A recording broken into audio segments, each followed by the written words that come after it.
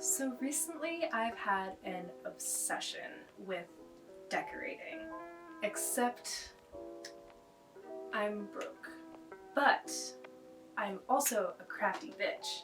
So recently I've really had an obsession with making my own decorations. Hi, I'm Celia. I'm an artist, designer, illustrator, but really I'll do any medium I can get my hands on with way too much confidence than I have experience for. I do all sorts of art like illustration and also a lot of sewing, so I like to do a variety of content on this channel.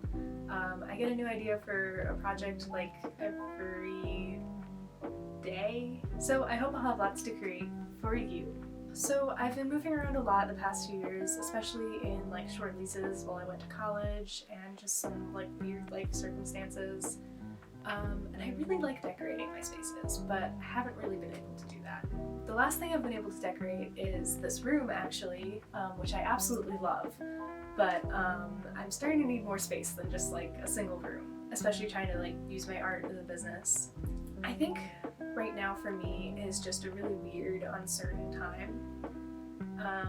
There's a lot out of my control, but I think it kind of gives me a sense of control to be able to curate and decorate my own space. Like, do you ever get that? Like, no, it won't pull my whole life together, but it feels like it helps, you know? So today we're going to be remaking a duvet cover. I really feel like bedding can just like tie a whole room together, especially when it's not boring. I haven't been able to find a duvet cover anywhere that's not microfiber and that isn't my budget and that isn't beige and boring. Most of the cheap ones are just like some tacky printed microfiber. I just cannot stand the texture of microfiber. And the really cool, like unique cotton ones are like hundreds of dollars, which goes without saying that is not in my budget. But also, in the spirit of conservation, I remembered that I have one that is from my mom that she wasn't using that is a pretty light color. So I thought I have the skills and would be able to transform it into the bedding of my dreams. I'm very inspired by my whimsigoth Pinterest board. If you like those words, then I think you are in the right place because I'm going to be saying that a lot. I'm thinking like a dark color, like a foresty green with like whimsical gold stars patterned over it, and then also a border pattern around the sides. My plan is to dye it and then design my own stencils, you know, cut them out, and then use paint to paint the pattern. So all I'll need to buy is the dye because I already have gold paint, an X-Acto blade, paper for the stencils, and obviously the duvet. So let's get started. I got dark green grit dye, and just in case it turns out a color I don't like, I got some yellow to balance it out, to make it more green, and black in case I need it to be darker. I've used grit dye before to very positive effect. I've gotten some great colors and very even dyes. I think I'm pretty much set to just give her a dunk. So at first I was like, I can just use like a really big pot, right? No. No. And then I was like, oh, I can just use a really big bucket, right? No, I don't think so. And then I thought, you know what? I mean, come on, look. Do you think my bathtub is in beautiful, pristine, perfect white condition? No. I'm just gonna throw it in the bathtub. Look at this disaster. It looks like someone died in here. As for the instructions, I got the fabric wet first. This should have been foreshadowing for me because it was already so heavy and even just getting it wet was a lot of work, but I am not backing down now. There's a puddle on my floor. That's so great. So usually what I do is I put this in a pot, like soup. They recommend you do it in like really hot water, so keep it, you know, on the stove. But my bathtub water gets so hot that it steams and it does hurt to touch, so I'm just gonna hope that's gonna be hot enough and throw her right in.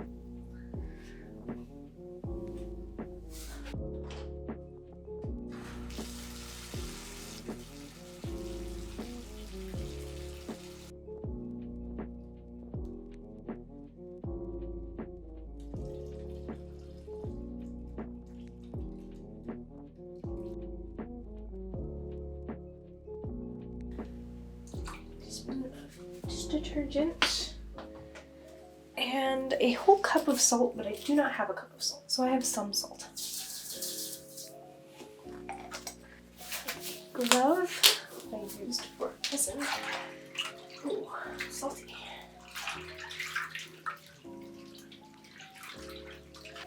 I'm going to do a paper towel test and just do a little dunk. Usually this is the color it'll turn out once everything's washed, just the amount that the paper towel absorbs if you want to do a color test, and I can tell this is already way too blue, so glad I got that yellow. I think I can add a pretty large amount of yellow since it's such a lighter color.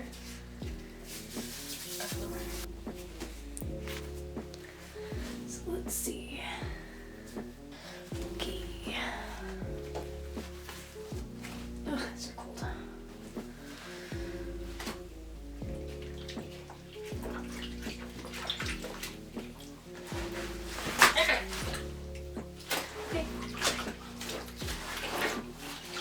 Oh god, the sludge. The sludge! Oh, it's like a swamp in here. Need more water. Yeah, I definitely need more water. Oh god.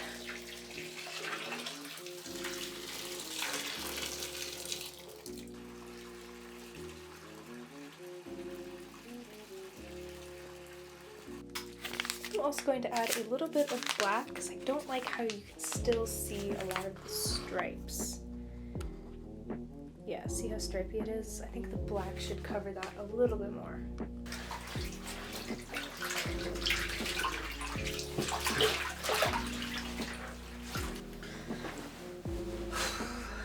I have so much respect for like medieval washerwomen and anybody's grandma who didn't have a washing machine, because do not underestimate the weight of wet fabric. I just had a workout. I am sweaty. But it's in the washer. I got it dyed. I got everything else dyed too. My hands look kind of terrifying. It goes without saying my bathtub is absolutely atrocious. I even just blew my nose and my snot was like black. I don't even know how that happened, honestly. But I guess I'll see in just a bit how it turned out. It looked pretty good so far. And in the meantime, I am going to start drawing out those star patterns. I'm going to do it, I think, on my iPad, print them out onto some pretty sturdy cardboard, and then cut them out. I think I'm going to do one of just like a star or a few different star patterns, and then do one or two borders that I can just kind of stack and connect by hand. Just while the fabric's in the washer dryer, I'm going to start drawing.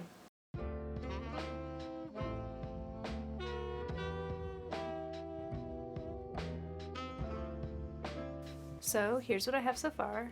I think a couple of tips. First of all, if you're doing patterns, using a grid is super helpful, if you can see that at all.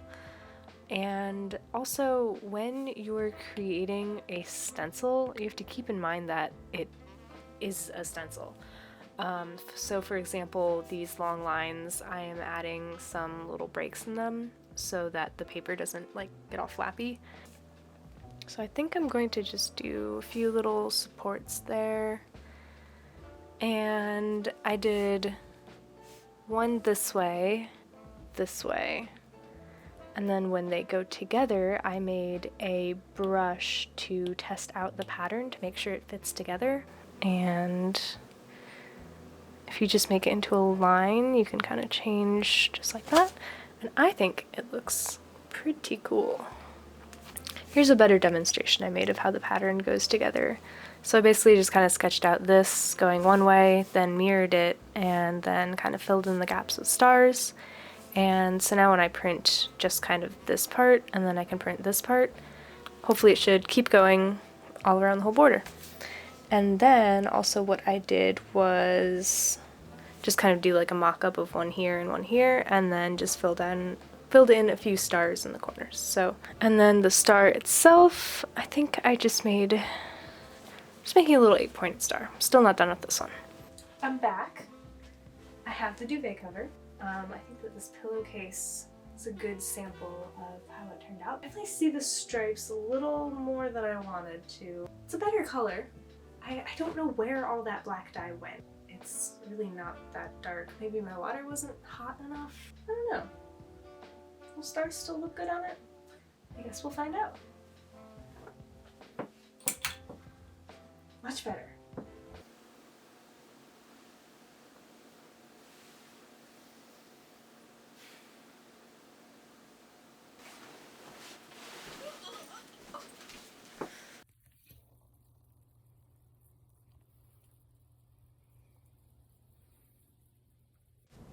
So I mentioned that I still had an old duvet cover that I still kind of liked. I am not letting that go to waste either. I am going to make curtains with it, actually.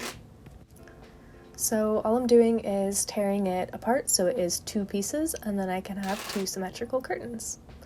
I'm using it because I think it was a bit too light for a duvet cover. It started getting kind of pilly and had holes and stuff, but the fabric I think is a nice light material, perfect for curtains. And then I'm just cutting off the ties and turning them into loops for the curtain rod.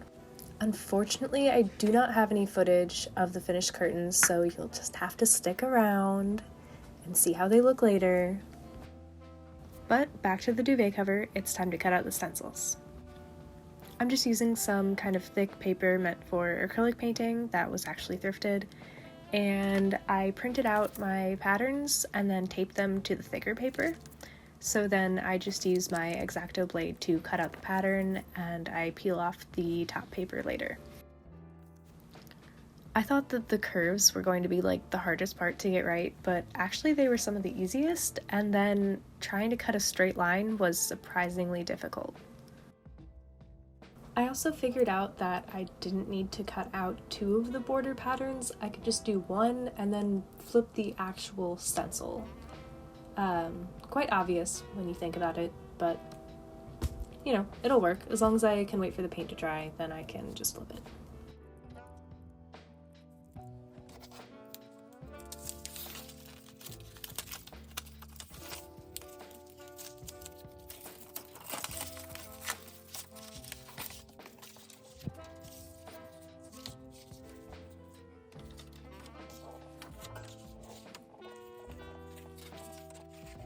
And after that, I had the genius idea to coat them in a layer of like sealant spray so that they would last a bit longer and not get all soggy with the paint.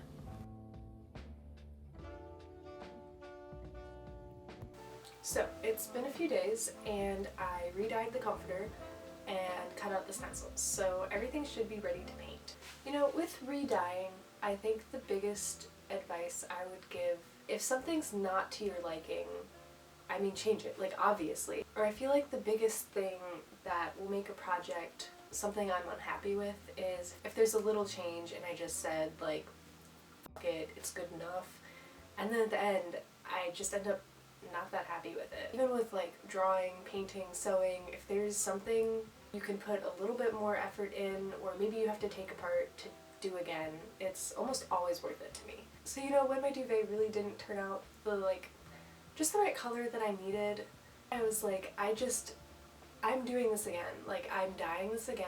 It's going to come out darker. And it really didn't, so f*** it. Because, man, listen, I'll fix things once, but twice. Who do you think I am? It's good enough.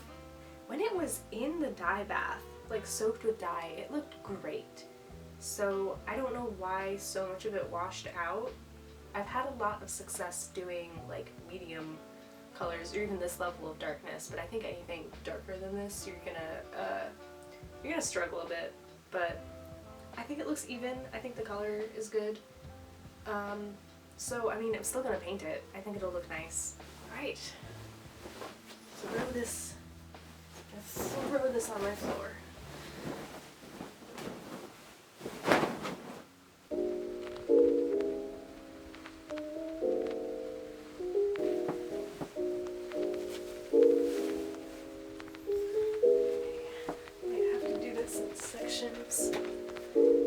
So here are the stencils getting caught in the light.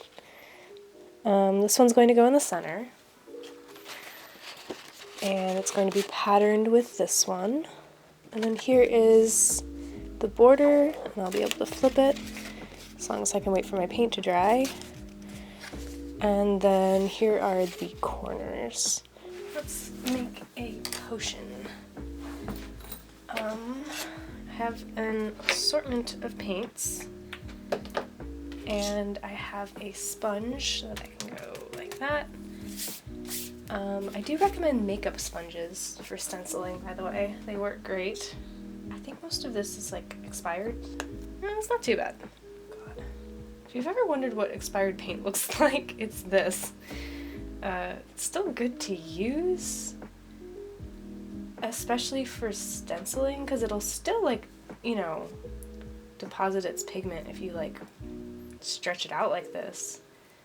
But when you're actually trying to paint something where like the texture of your brush is important, yeah, can't really do that with this. Put that in there. I feel like I should clarify when I say that I do all of these projects, you know, for cheap, because it's cheaper than buying all of these things new, you know, like a new duvet cover.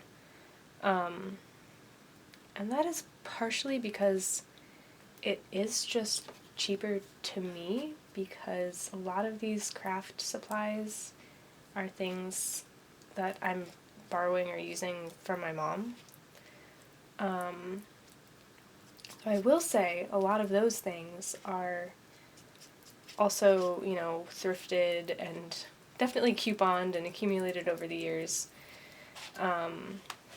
So, you know, a lot of these things haven't been bought for full price at any time. But just having time to kind of make that collection is certainly its own privilege, I suppose. But I do acknowledge that I'm very lucky to be able to have a lot of these things. Big shout out to my mom. This looks really gross. Also have a bit of an extender. Should help it last long enough. Maybe get around the whole thing. But I think I'm gonna need more paint. Also using a sticker sheet backing as my palette right now, because it'll be big and flat, and I had it around. So now I can just go like that.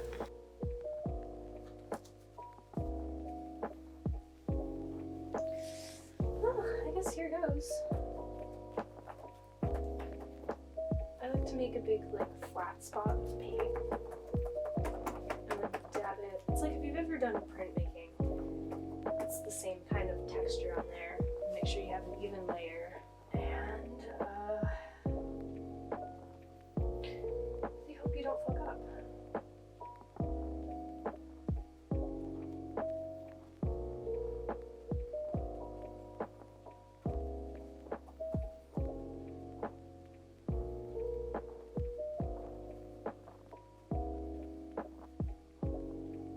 Fabric is bubbling up a little bit, but I mean, I think the ideal way to do this would be to like stretch it, but how am I gonna do that?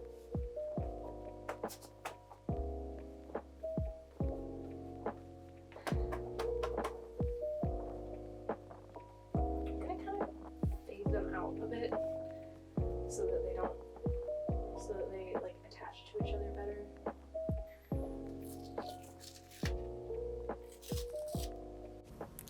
The stenciling was definitely a bit easier than I thought. The lines actually came out pretty sharp. There were some that got a little squishy and out of line, but for the most part it was pretty easy, but it still was very time consuming.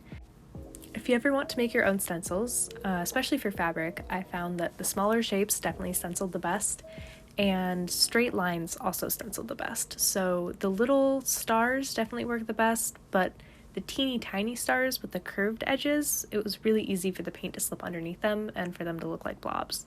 But the lines actually worked surprisingly well. I didn't end up going back and connecting them because it's honestly not that noticeable. It's a little imperfect, but it's the whole aesthetic that matters. That's all.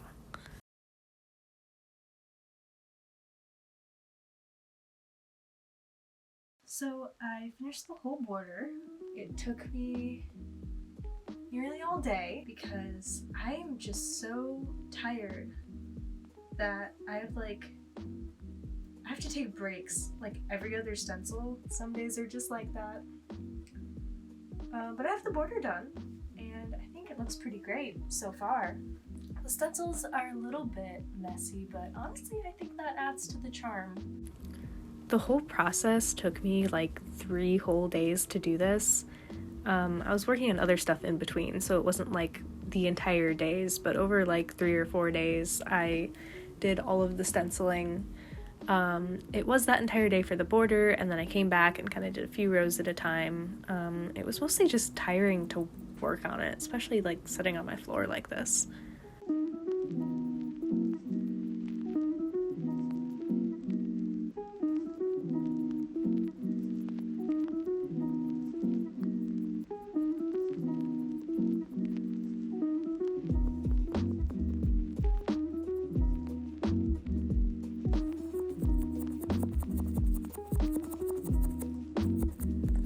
And here it is. The painting is finally all done. I didn't get a ton of footage of all the stars in the center, but I think the process was pretty similar anyway. But even though the painting's done, I'm not done. I still have to set it with the iron. I kind of just assumed I needed to do this. It seemed right. It did make the paint a bit smoother too, and hopefully it should make it last longer when I wash it. I ended up doing a bit of like a gradient where I did more stars at the bottom, and then I kind of changed up the pattern, and then I realized I messed up and made the stencil too big, so then they ended up being smaller as I went up anyway, and I was like, I'm not gonna see the like top bit anyway, it's fine. So it kind of has this like faded in like stars resting at the bottom of it kind of look. I think it looks nice, and also I got to stencil less, so win-win, right? Anyway, enjoy this time lapse of me putting everything back together. I like to pin the corners and sides of my comforter inside of the duvet cover.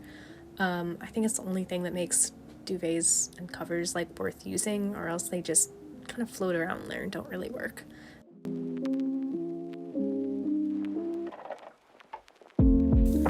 So here's how it looks. I think it turned out just as lovely and whimsical as I imagined. I'm modeling it on my mom's bed, since you saw the twin bed I have in my room right now. I also already have a lighter green, like full queen sheet that I think will match nicely. It's a bit bleached and messed up, so whenever I end up getting new sheets, I was thinking that like a yellow gold color to match the stars would look quite lovely.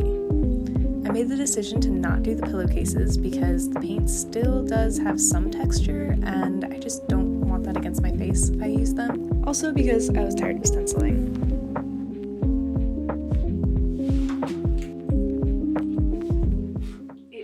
Done. I don't think I fully realized like the size of a queen sheet when I started this project. It's definitely the biggest thing I've ever painted, and it was so tiring to work on. I think because I usually work on like 3 projects at once, but because this was taking up my entire floor, I was like, okay, I need to focus and get this thing off my floor so I can actually walk through my room. And then that made me want to work on it less, but I still somehow managed to start like a massive painting and like 3 other things on my iPad, so I don't know. I got through it, and I think it was obviously so worth it. I now have, the comforter of my dreams, and I think it'll really tie it together. Anything else I put in the room, just got some free wicker furniture off of Facebook Marketplace, and if I put just like little star handles, if I can find any, on it, like anything star motif I put in the room is just automatically gonna all be tied together by this duvet. All of my projects are making me so excited to move. I hope to even, if I have time, do a little tour, especially focusing on all of the DIY and like thrifted things I did, since that's going to be most of my space anyway. I hope that this gives you motivation to also make the decor of your dreams. If you have any questions or want guidance on a similar project, you know, let me know in the comments. I'll try to respond to as many as I can. I don't know, let me know what you think, because I absolutely love it. Thank you for watching. Love you. Have a wonderful day.